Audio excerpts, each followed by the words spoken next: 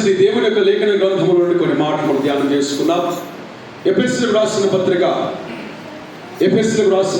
6వ అధ్యాయము. ఎఫెసీయులకు రాసిన పత్రిక 6వ అధ్యాయము, బుక్ ఆఫ్ ఎపిస్టల్ ఆఫ్ ఎఫెసీ 6వ అధ్యాయము 1 నుంచి 3 వచనాలు. పిల్లలారా, ప్రభువునందు మీ తల్లిదండ్రులకు విధేయులైయుడి, ఈ ధర్మమే. పిల్లలారా, ప్రభువునందు మీ తల్లిదండ్రులకు విధేయులై ఉండుడి, ఇది ధర్మమే. స్తోత్రం చెప్పండి గట్టిగా. హల్లెలూయా. ఎఫెసీ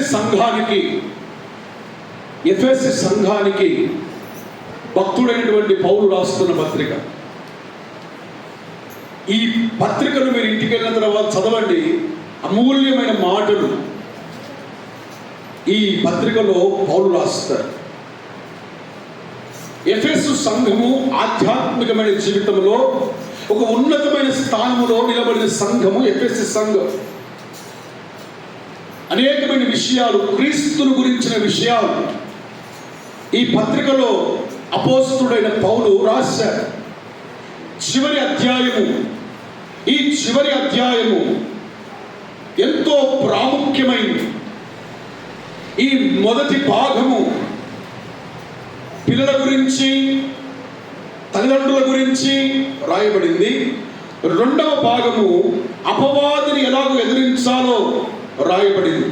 స్తోత్రం చెప్తారు. 2 చేతులు ఎత్తి స్తోత్రం చెప్పండి. శ్రేష్టమైన మాటలు చెప్తాను నేను. పిల్లలారా అని సంబోధిస్తున్నాడు. పిల్లలారా అని సంబోధిస్తూ ఉన్నప్పుడు ఇది పిల్లలకా కాదు.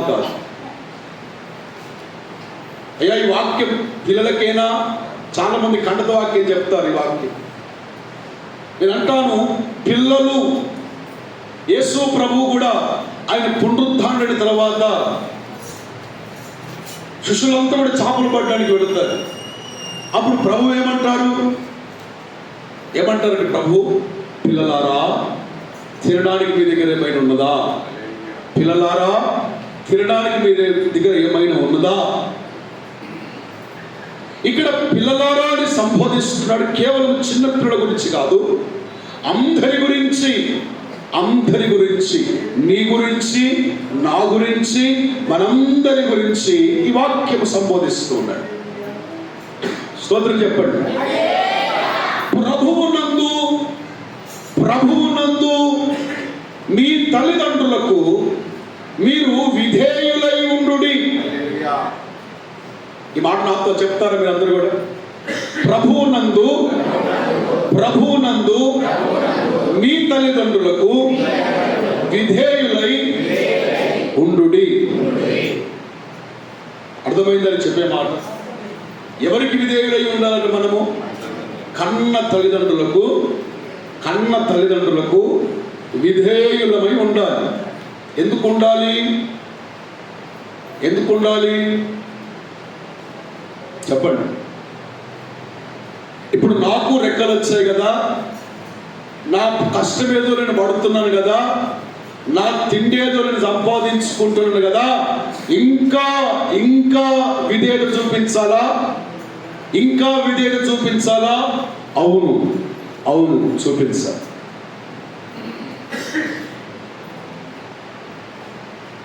మాతృదేవోభవ అంటారు. ఏమంటారండి? అందరూ చెప్పాలి. పితృదేవోభవ. దాని అర్థమేంటి?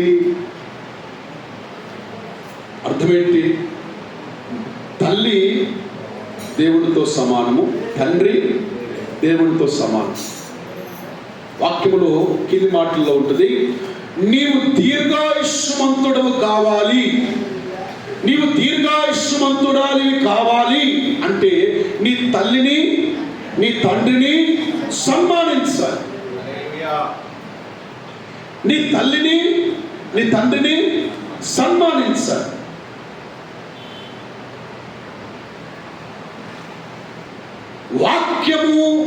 వాక్యము విలువలు నేర్పించాలి. నేర్పించేది దేవుని వాక్యం. చాలా మంది అనుకుంటారు వాక్యంలో ఏముంది, జీవిత విలువలు నేర్పేది దైవ వాక్యం. ఎలా బ్రతకాలి, ఎలా జీవించాలి, సమాజంలో అందరితో ఎలా మెలగాలో నేర్పించేది దైవ వాక్యం. స్తోత్రం చెప్పండి గట్టిగా. హల్లెలూయా. నీ తల్లిదండ్రులకు ఎన్నడూ కూడా నువ్వు ఎదురు మాట్లాడొద్దు. పిల్లలు, అర్థమవుతుందా? మీ తల్లిదండ్రులకు ఎప్పుడు కూడా చెప్పాలి, ఎదురు మాట్లాడొద్దు. నువ్వు ఏ స్థితికైనా పోవచ్చు కానీ ఎదురు మాట్లాడు. స్తోత్రం చెప్పు. హల్లెలూయా. వాక్యంలో కొన్ని మాటలు నేను జ్ఞాపకం చేస్తాను. విధేయత అని అందరూ కూడా అందరూ చెప్పాలి. మీ తల్లిదండ్రులకు ఎంతమంది విధేయులుగా ఉన్నారు చెప్పాలి. ఎంతమంది విధేయులుగా ఉన్నారు? ఒక వ్యక్తిని మీకు చూపిస్తారు. అతని విధేయతను మనం చూస్తే మన జీవితంలో కూడా మనం ఎలాగ ఉండాలో ఆ యొక్క యవనస్తుడు మనకు నేర్పిస్తాడు. స్తోత్రం చెప్పండి.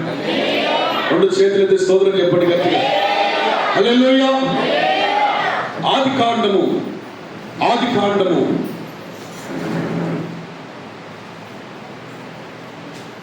22వ అధ్యాయం. ఆది కాండము 22వ అధ్యాయం చదవండి. ఆ సంగతులు జరిగిన తరువాత దేవుడు అబ్రహామును పరిశోధించి 3వ వచనం చదువు. తెల్లవారినప్పుడు అబ్రహాము లేచి తన గాడిదకు గంత కట్టి తన కుమారుడకు ఇస్సాకును వెంటబెట్టుకుని దేవుడు తనతో చెప్పిన చోటికి వెళ్ళెను. 3వ నాడు అబ్రహాము కనులెత్తి దూరము నుండి ఆ చోటు చూచి తన పనివారితో, మీరు గాడిదతో ఇక్కడనే ఉండుడి, నేనును ఈ చిన్నవాడును అక్కడికి వెళ్ళి దేవునికి మొక్కి మరలా మీ యొద్దకు వచ్చేదమని చెప్పి. 7వ వచనం. ఇస్సాకు తన తండ్రి అయిన అబ్రహాముతో నా తండ్రి అని పిలిచాడు.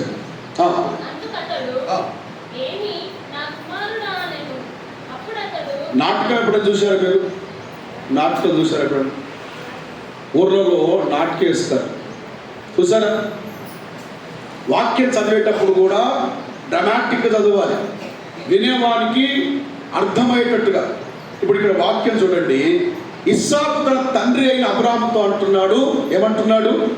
నా తండ్రి అన్నాడు. అది అలా చదవాలి. అప్పుడు అందుకతడు ఏమి నా కుమారుడా అని. అప్పుడు అతడు నిప్పును కట్టెలను ఉన్నవి కానీ దహన బలికి గొర్రె పిల్ల ఏది అని అడగగా, కుమారుడా దేవుడే దహన బలిని గొర్రె పిల్లను చూచుకొను. స్తోత్రం చెప్పండి గట్టిగా. నా వైపు చూడండి. అబ్రహామును దేవుడు పిలిచాడు. అబ్రహాము ఎవరు అంటే బొమ్మలు అమ్ముకునేవాడు. బొమ్మలు తయారు చేసి బొమ్మలు చేసుకొని అమ్ముకునేవాడు. అయితే ఆయనకు ఒక ఆలోచన వచ్చింది. నేను బొమ్మలు చేస్తున్నాను కానీ ఇవి మనతో మాట్లాడతాయా? మనం ఎదబాధలు అర్థం చేసుకుంటాయా? నేను చెప్పే మాటలు వింటాయా? అసలు నిజంగా దేవుడు అనేవాడు ఉంటే మనతో దేవుడు మాట్లాడతాడా? దేవుని స్వరం మనం వినగలుగుతామా? దేవుడు ఎప్పుడైనా ఎవరితోనైనా ఆయన మాట్లాడా? అసలు దేవుడు అనేవాడు ఉన్నాడా అనేటువంటి ఒక సందిగ్ధంలో ఈ యొక్క అబ్రహాము ఉన్నప్పుడు దేవుడు అబ్రహాముతో మాట్లాడడం ప్రారంభించాడు. అబ్రహాము అని దేవుడు పిలిచాడు. వెంటనే అబ్రహాముకు ఆలోచన రాలేదు. ఎవరు పిలుస్తున్నారు? అయ్యా ఎవరు అయ్యా నువ్వు, ఎవరివి నువ్వు అని అడగలేదు. కారణము అబ్రహాము యొక్క ఆలోచన విధానం దేవుడు మాట్లాడువాడై ఉన్నారు. స్తోత్రం చెప్పండి గట్టిగా. హల్లెలూయా. అందుకే దేవుని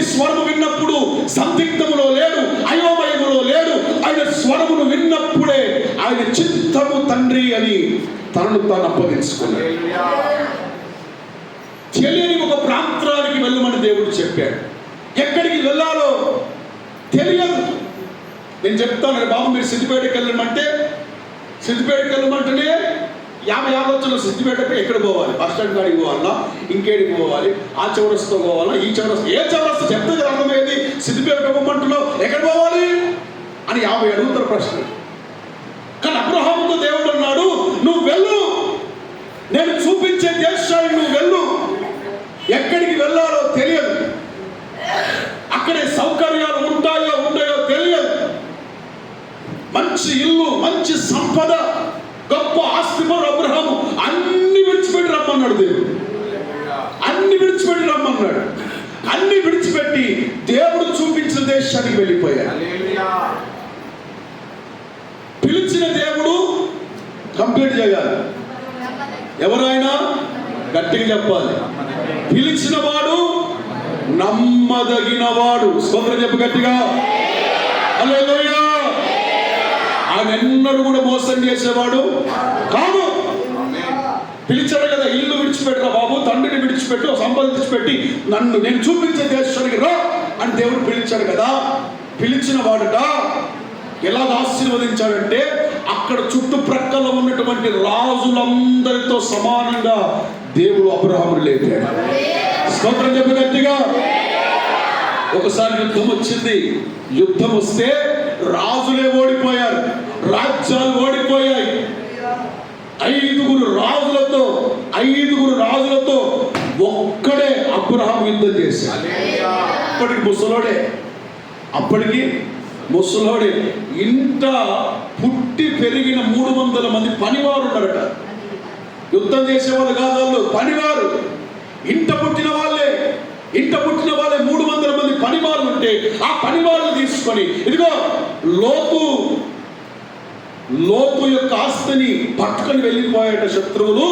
ఆ శత్రువులందరితో యుద్ధం చేయడానికి అబ్రహాం వెళ్ళాడు. స్తోత్రం చెప్పు గట్టిగా. హల్లెలూయా. ఎంతగా దేవుడు అబ్రహాంను ఆశీర్వదించాడు. ఇంత ఆశీర్వాదం ఉన్నా అబ్రహాం హృదయంలో ఒక ఆలోచన ఏంటంటే, ఇంత ఆస్తి ఉంది, ఇంత పలుకుబడి ఉంది, ఇంత సంపద ఉంది, ఏమి లాభము? నేను ముసలివాడిని అయిపోయాను, నా భార్య ముసలి అయిపోయింది, మా తర్వాత ఈ సంపాదన ఎవరికి పోతుంది? అర్థమవుతుందా? నిద్రపడతలేదు రాత్రి. ఇది సంపాదించానయ్యా, రాత్రి పగలు కష్టపడి సంపాదిస్తున్నాను, ఇది తినడానికి ఎవరు లేడు. రాజుల కంటే కూడా ఎక్కువ ఆస్తి నాకుంది. స్తోత్రం చెప్పండి. ఏం లాభము? నాకు పిల్లలు లేరు కదా. ఇదిగో నా ఇంట పని చేసేవాడు ఉన్నాడే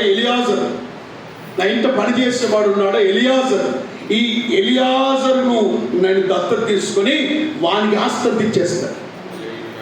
దేవుడు పిలిచినప్పుడు చెప్పాడు, నీ సంతానము ద్వారా నేను లోకమును ఆశీర్వదించబోతూ ఉన్నాను.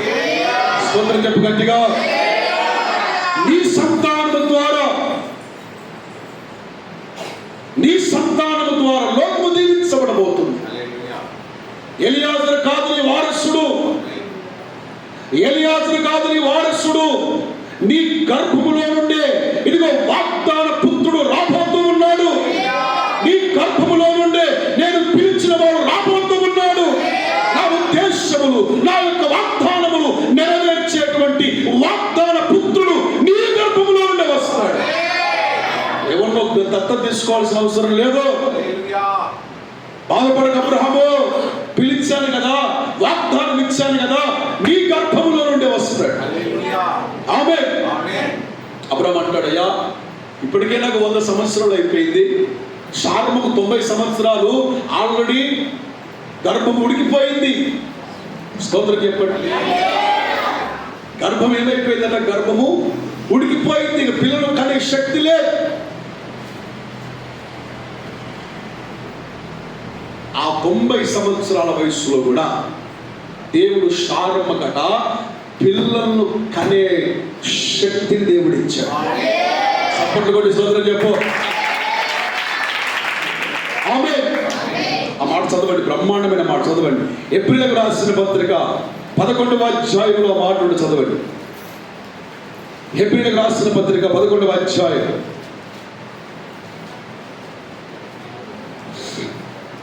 స్తోత్రం స్తోత్రం స్తోత్రం హల్లెలూయా. 11వ అధ్యాయము 11వ వచనం. విశ్వాసమును బట్టి శారాయు వాగ్దానము చేసినవాడు నమ్మదగినవాడు గనుక తాను వయస్సు గతించినదైనను గర్భము ధరించడానికి గట్టిగా చప్పట్లు కొట్టి సోదరం చెప్పు. హల్లెలూయా. వాగ్దానం చేసిన వాడు అల్లా తప్పవాడు కాదు. వాగ్దానం చేసిన వాడు ఒట్టు తీసి గట్టు మీద పెట్టేవాడు కాదు. వాగ్దానం చేసిన వాడు నమ్మదగిన వాడు. హల్లెలూయా. ఆయన నమ్మదగిన వాడు కనుక గర్భము ఉడికిపోయిన, గర్భము గతించిపోయినదైనను కూడా గర్భము దాల్చడానికట శక్తిని పొందింది. శక్తిని పొందింది. హెజ్కేలు గ్రంథంలో ఒక మాట ఉంటుంది, నవచూడు. రాబోతున్న కాలంలోనట పిల్లలను కనడానికి కూడా శక్తి సరిపోదట చాలా మంది. స్తోత్రం చెప్పు. అప్పట్లో ఈ 12 మందిని, ఎంతమందిని చెప్పండి చెప్పండి, 12 మందిని 15 మందిని లెక్కలేదుగా, అంతమందిని కన్నా మళ్ళా పనికి పోయేవారు, నడుము కట్టుకొని పని చేసుకునేవారు. 9 నెలల కడుపున్నా వంగేవారు, లేచేవారు, మోటలు ఎత్తుకొని పోయేవారు. ఇప్పుడు చెప్పు, ఉందా శక్తి? చెప్పు, లేదు. శక్తి ఏమైపోయింది? తగ్గిపోయింది. ఒక్కరిని గనే వరకు అయిపోయింది కతిగా. ఇప్పుడు ఒక జనరేషన్ వచ్చింది ఏంటంటే ఆడోళ్ళైనా చెప్పు, మగోళ్ళైనా ఒక్కరు చాలు, ఎక్కువ మంది వద్దిగా. అర్థమవుతుందని చెప్పి స్తోత్రం చెప్పండి. అంటే చెప్పేది ఏంటి? కడమని చెప్తాను నేను చెప్పేది ఏంటంటే శక్తి. అప్పుడు శక్తి ఉంది, ఇప్పుడు శక్తి లేదు. వాక్యములో ఉందన్నమాట. పిల్లలను కనే స్థితికి వారు వచ్చినా కూడా పిల్లలను కనడానికి వారికి శక్తి సరిపోవడం లేదు. అందుకే ఇప్పుడు ఏం చేస్తున్నారు? సిజేరియన్ చేస్తున్నారు. పిల్లలు కనడానికి శక్తి లేదు, బలం సరిపోవడం లేదు. అప్పుడు ఎక్కడున్నాయి సిజేరియన్స్? ఉన్నాయా? లేవు. 12 మందిని కన్నా కనేవాళ్ళు. నార్మల్ డెలివరీ అయిపోయేది, ఇంట్లోనే అయిపోయేది, హాస్పిటల్ కూడా లేదు. ఇప్పుడు సిజేరియన్ లేని పిల్లలు కనడం లేదు. కారణం శక్తి లేదు. 90 సంవత్సరాల వృద్ధురాలట, గర్భము ఉడికిపోయిందట. గర్భము ఉడికిపోయినా కూడా కుమారుణ్ణి కనడానికి శక్తిని పొందుకుంది. ఈ శక్తి బాహ్యంగా వచ్చింది కాదు, ఇది దేవుని యొద్ద నుండి వచ్చిన శక్తి. స్తోత్రం చెప్పు గట్టిగా. ఇంతటి ఘనమైన చరిత్ర కలిగిన వాడు పుట్టాడు. ఇస్సాకు పుట్టాడు. స్తోత్రం చెప్పండి గట్టిగా. అబ్రాహాముకు గట్టిగా చెప్పాలి, పుట్టాడు ఇస్సాకు. ఎప్పుడు పుట్టాడు? 100 సంవత్సరాల వయసు అబ్రాహాముకు, 90 సంవత్సరాల వయసు శారమ్మకు ఉన్నది.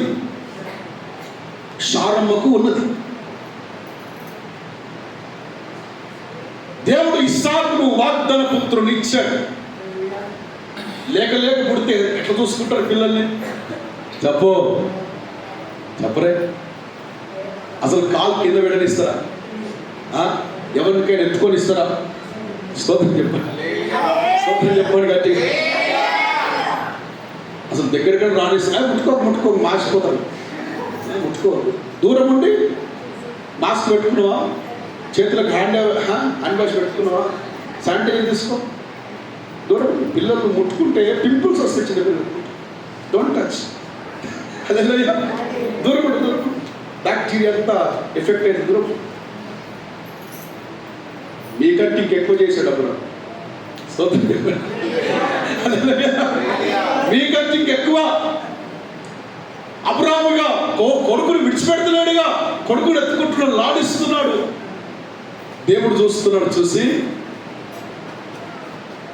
వీనికి ఒక పరీక్ష పెట్టాలి. ఇన్ని సంవత్సరాల పుట్టిండు కదా వీడు, ఈ కొడుకుని ఎక్కువ ప్రేమిస్తాడా, నన్ను ఎక్కువ ప్రేమిస్తాడు? మనకు కూడా కొన్నిసార్లు ప్రభు పరీక్ష పెడతాడు. హలో, పెడతాడా పెట్టాడా? పెడతాడు. అబ్రాహాము కూడా పరీక్ష పెట్టాడు. నేనంటే ఎక్కువ ఇష్టమా చెప్పు, కొడుకంటే ఎక్కువ ఇష్టమా? అబ్రాహాముతో దేవుడు చెప్పాడు, అబ్రామా నీకు ఒక్కడై ఉన్న నీ కుమారుణ్ణి ఇదిగో నువ్వు బలివ్వాలి. బలి అంటే తెలుసా? చెప్పండి, బలి అంటే ఏంటిది? చెప్పాలి. దేవుడు బలి కొడతాడా? అంత క్రూరుడా అంటే నన్ను ప్రేమిస్తావా, నీ కొడుకును ప్రేమిస్తావా అనేటువంటి ఆ అనుమానం వచ్చినప్పుడు దేవుడు తన కుమారుడిని చంపమని చెప్తాడా? చెప్పడు. వాక్యం ఉంది, దేవుడు ఎన్నడూ బలిని కోరువాడు కాదు. హల్లెలూయా. ఆయన ఎన్నడూ బలిని కోరువాడు కాదు. పరీక్ష ఇది.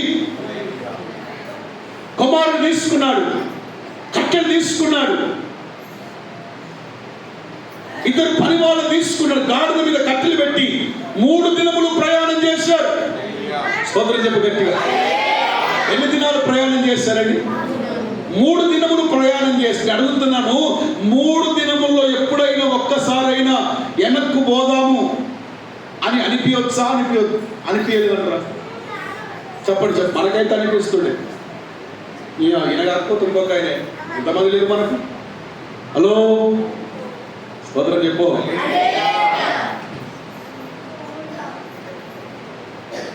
ఇచ్చిన నీవే మళ్ళా బలి కొడతావా? ఏ మనుషులే నువ్వే ఇస్తావు, నువ్వే బలి కొడతావా అని దేవుడితో వాగ్వాదం పెట్టుకునే వాళ్ళం. 3 దినములు ప్రయాణం చేసినా కూడా ఎప్పుడు కూడా అబ్రహాములో ఇక వేరే ఆలోచన రాలేదు.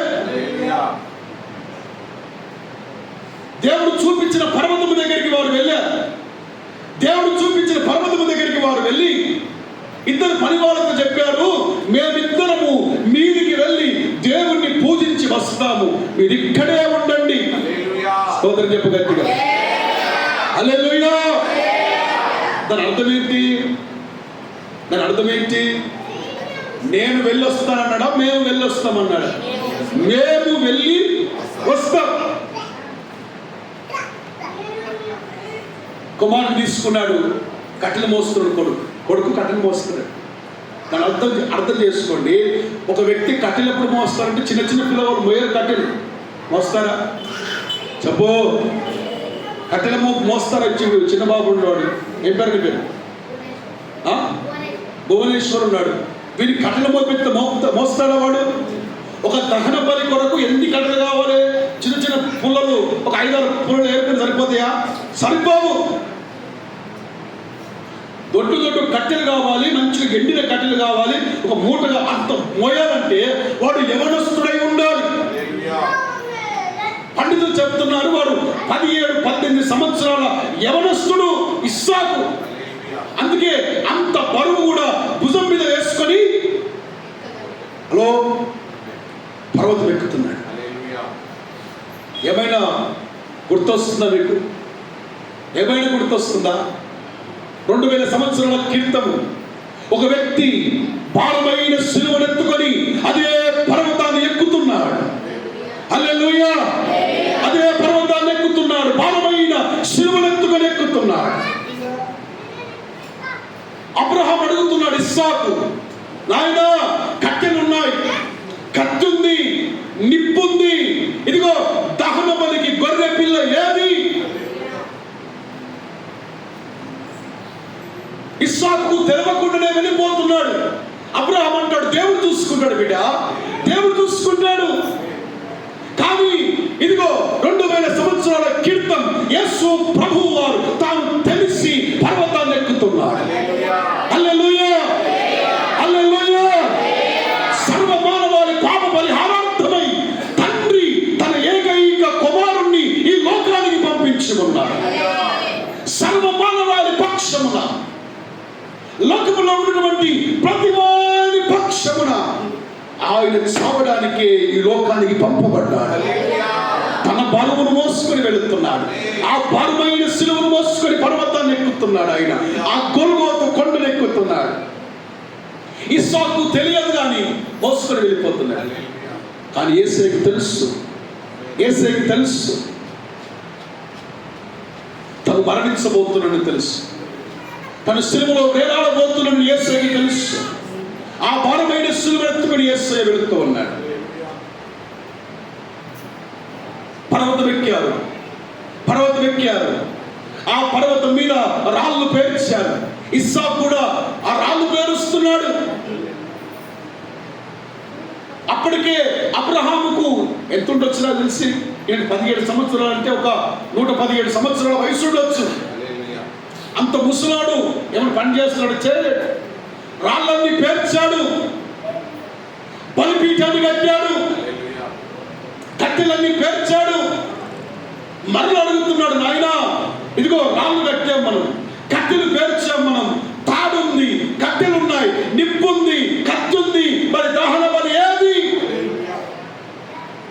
అబ్రహాము తడుముకోకుండా చెప్పాడు, బిడా దేవుడు నిన్నే కోరుస్తున్నాడు.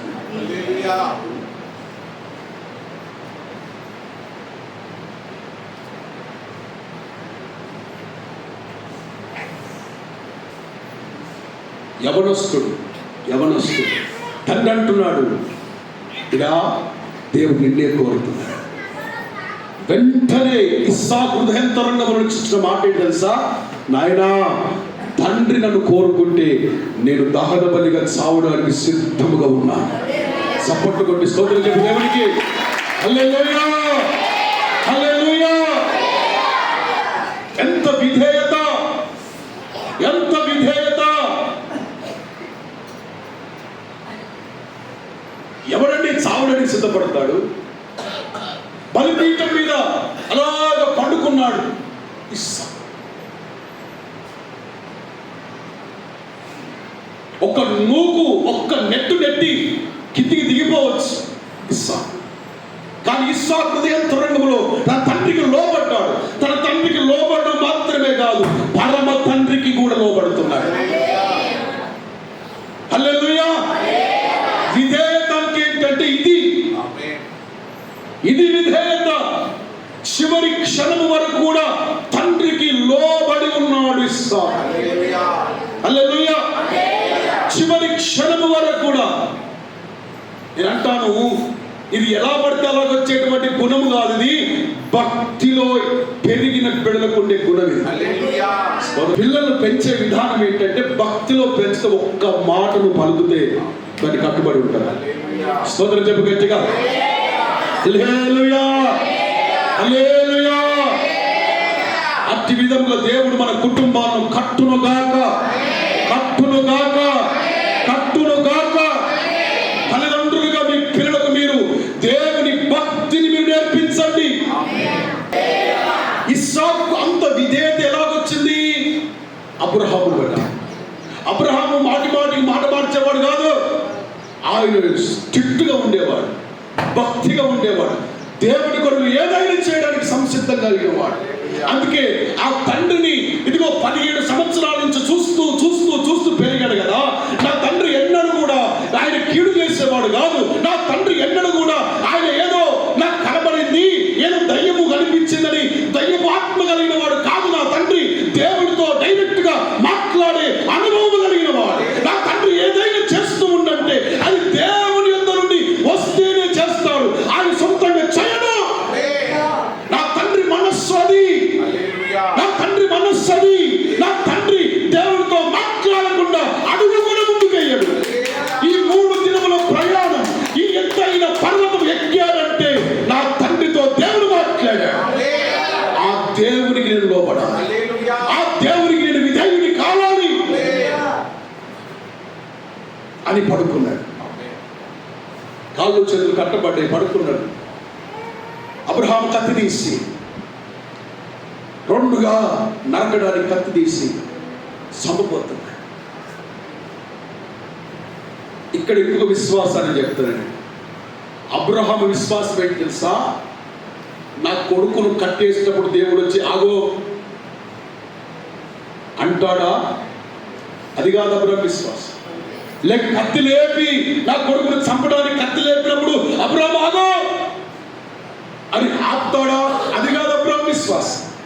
అబ్రహాం విశ్వాసం ఏంటంటే నా కొడుకుని నేను చంపినా కూడా, వాడిని ముక్కలు ముక్కలుగా నరికినా కూడా, అగ్ని చేత కాల్చినా కూడా, వాడు బూడిదైపోయినా కూడా ఆ బూడిదలో నుంచి నా కొడుకుని బ్రతికించగలిగిన సమర్థుడు నా దేవుడు.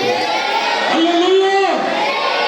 బూడిదను కూడా, బొగ్గైపోయిన బూడిదలో నుంచి కూడా మరలా నా కొడుకుని బతికిస్తాడు. కారణము ఆయన వాగ్దాన పుత్రుడు. వాగ్దాన పుత్రుడు ఆయన.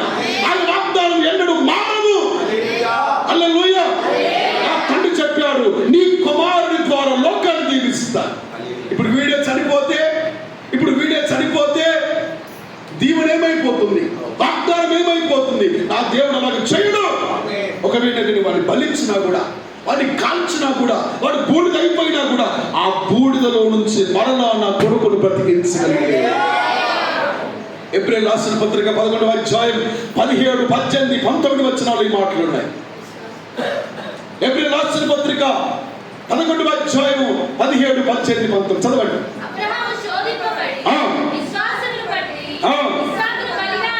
ఇస్సాకును బలిగా అర్పించను. ఎవడు ఆ వాగ్దానము సంతోషంగా అంగీకరించును అని ఎవరితో చెప్పబడినో ఆ అబ్రహాము మృతులను సహితము దేవుటకు దేవుడు శక్తిమంతుడని ఎంచిన వాడై తన ఏక కుమారుణ్ణి అర్పించి ఉపమాన రూపముగా అతన్ని మృతులలో నుండి మరలా పొందాడు. స్తోత్రం చెప్పు గట్టిగా. ఏమన్నమాటైనా మృతులను సైతము లేపుటకు నా దేవుడు శక్తిమంతుడు. ఇక్కడ ఇద్దరు విధేయత చూపించారు. ఒకరేమో ఇస్సాకు తండ్రికి విధేయత చూపించాడు, అబ్రహాము దేవునికి విధేయత చూపించాడు. దేవుడు నిన్ను నన్ను కూడా పరీక్ష చేస్తాడు. ఇదిగో మన తండ్రి ఆయనే, మన తల్లి ఆయనే. ఆ తల్లికి నువ్వు విధేయుడిగా ఉన్నావా చెప్పు. దేవునికి నువ్వు విధేయుడిగా ఉన్నావా? ఎంతమంది విధేయులుగా ఉన్నా? ఎంతమంది విధేయులుగా ఉన్నా?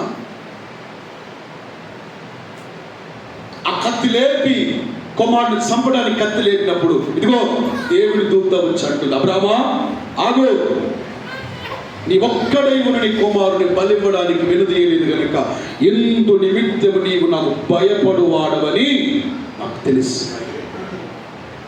స్తోత్రం చెప్పు గట్టిగా. బ్రహ్మాండమైన విషయం చెప్తానండి, అయిపోయింది, నా వాక్యం ముగిస్తున్నా. కుమారుని బలివ్వలేదు కదా, కుమారుని బలిచ్చాడా? ఇవ్వలేదు కదా. కుమారుని బలివ్వడానికి వెళ్ళాడు, కానీ అంతకంటే ముందే దేవుడు ఇదిగో ఆ బలిపీఠం మీద బలి కావడానికి ఒక గొర్రె పిల్లను అక్కడ పెట్టుకున్నాడు. స్తోత్రం చెప్పు గట్టిగా. హల్లెలూయా. మీరు కొండలు ఇలా ఎక్కుతున్నారా, అక్కడ నుండి దేవుడు సహాయాన్ని పంపిస్తున్నాడు. ఇంకో మాట చెప్తానండి, నీకు బదులుగా నాకు బదులుగా మనమందరం ఇస్సాకులమైన మనకు బదులుగా దేవుడు తన ఏకైక కుమారుని బలివ్వడానికి సిద్ధపరిచి ఉన్నాడు. యేసు ప్రభు కూడా ఏం చేశాడు? విధేయుడయ్యాడు. ఫిలిప్పీయులకు రాసిన పత్రికలో ఉంటుంది, ఆయన దేవుని పోలికలో పుట్టాడు. దైవ స్వరూపాన్ని కలిగిన వాడు అయినా ఆ దైవ స్వరూపాన్ని విడిచిపెట్టి మనుషుల పోలికలో పుట్టి దాసుని స్వరూపాన్ని దాల్చి తను తాను రిక్తునిగా మార్చుకున్నాడు. ఇంగ్లీష్ లో ఉంటుంది, రిక్తుడు అనే మాటకు ఎంటీ. ఆయన తను తాను శూన్యంగా చేసుకున్నాడు. ఆయన మహిమను విడిచిపెట్టాడు, దైవ వెలుగును విడిచిపెట్టాడు. ఆయన మనుష్య పోలికగా పుట్టి దాసుని స్వరూపాన్ని దాల్చి తండ్రికి విధేయుడు కావడానికి ఈ లోకానికి దిగి వచ్చాడు. సర్వమానవాళికి బదులుగా ప్రభువు ఆయన చనిపోయి సమాధి చేయబడ్డాడు. శిలువలో వేలాడాడు, తలపైన ముళ్ళ కిరీటం, చేతులకు కాళ్ళకు మేకులు దిగబడ్డాయి. భారమైన సిలువను మోసుకుంటూ వెళ్ళారు. ఒకటి తక్కువ 40 కొరడా దెబ్బలు ఆయన వీపును చీల్చాయి. ఇంత వేదనలో కూడా ఆయన తన విధేయతను విడిచిపెట్టలేదు. స్తోత్రం చెప్పు గట్టిగా. తెలుసా తెలియదా? తండ్రికి తెలుసు నేను ఈ శ్రమల గుండా వెళతానని తెలుసు. ఒక్క మాట మీకు గుర్తు చేస్తాను. గెత్సేమనే తోటలోనికి ఆయన వెళ్ళినప్పుడు ఆయన ప్రార్థన చేస్తున్నాడు. ఇంక కొంచెం సేపు అయితే సైనికులు వచ్చి పట్టుకుపోతారు. అప్పుడట ఆయన ఏడుస్తూ ఉన్నాడు. ఆయన గుర్తు చేసుకుంటున్నాడు రేపు జరగబోతున్నటువంటి హింస ఎలాగ ఉండబోతుందో గుర్తు చేసుకున్నప్పుడట ఆయన చెమట రక్తంగా మార్చబడింది. ఒక వ్యక్తి చెమట ఎప్పుడు రక్తంగా మార్చబడి తెలుసా? తట్టుకోలేనంత బాధ, తట్టుకోలేనంత వేదన మనసులోనికి వచ్చినప్పుడు చెమట కూడా రక్తంగా మార్చబడింది. ప్రభు అంత వేదన గుండా వెళ్ళినా కూడా ఆయన తప్పించుకోలేదు. తండ్రికి విధేయుడయ్యాడు. చివరికి అంటాడు, నా తండ్రి నా ఆత్మను నీ చేతికి అప్పగిస్తున్నాను. స్తోత్రం చెప్పగలి. తండ్రి నా ఆత్మను నీ చేతికి అప్పగిస్తున్నాను. అడుగుతున్నాను. తండ్రి విధేయత చూపాడు, కుమారుని ఇస్సాకు విధేయత చూపాడు, మన తండ్రి అయిన యేసయ్య విధేయత చూపాడు. ఇదిగో ఆయన పిల్లలమైన మనము దేవునికి విధేయులుగా ఉన్నామా? నేను అంటాను, ఎట్టి పరిస్థితుల్లోనైనా, ఏ పరిస్థితుల్లోనైనా నీ విధేయతను నువ్వు విడిచిపెట్టొద్దు. శ్రమ కలుగుతుంది. నేనే చనిపోతున్నాను, మరణము దాకా వచ్చిన విధేయునిగానే ఉండు. కారణము ఆయన మనల్ని మరణానికి అప్పగించడు. హల్లెలూయా.